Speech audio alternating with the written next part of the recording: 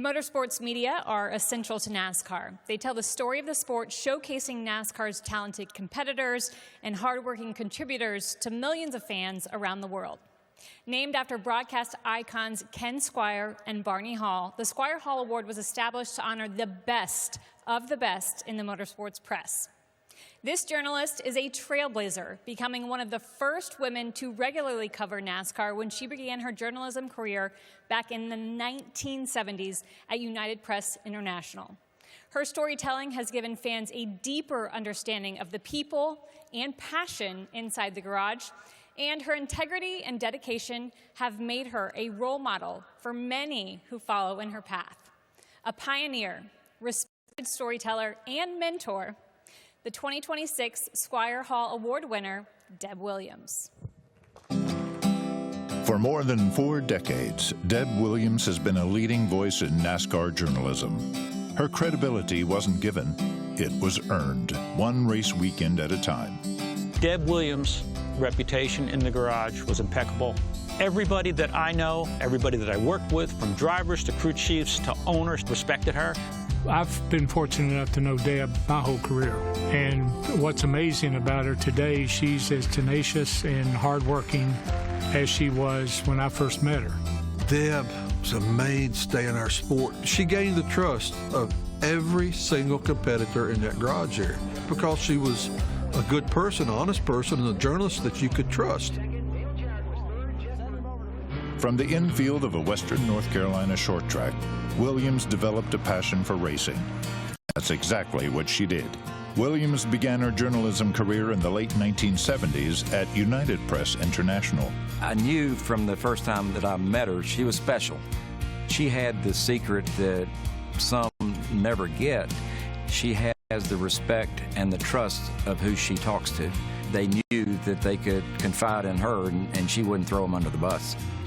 Deb came into our sport as a reporter, as a woman reporter at that time. Now today, what's a big deal? Not a big deal today. Those days, it was a big deal. In the early days, NASCAR wasn't as open and female-friendly as it is today. So Deb Williams had to do a little bit extra and work a little bit harder to get in the locker room, if you will, to be able to talk right straight to the Earnhardts and the Wallaces and the Pettys. Deb broke that ice, and it gave other females that wanted to be in the sport hope that they could do it too, and I think we all benefited from it. I live by the motto that if you see it, you can be it. What's inspiring is that someone can be true to themselves but can stand up for themselves in a business like this and have the respect like Deb has. She wasn't afraid to ask the difficult questions, but she was very fair about what she asked and about what she then put in her stories. The biggest thing I have taken from watching Deb in this business is there's a right and a wrong way to do this. And if you do it the quote-unquote right way by building relationships and treating people right, then you're going to go far. Williams spent 18 years with NASCAR Winston Cup scene, serving as editor for 10 of those years. She has received many awards for her work in the sport, including being the first woman to receive the prestigious American Motorsports Media Award of Excellence. Thank you. The words legends and trailblazers have been thrown around, but they truly do apply to Deb. It's so fitting for her that she gets to enjoy the impact that she has had and she is still having on people and on this industry.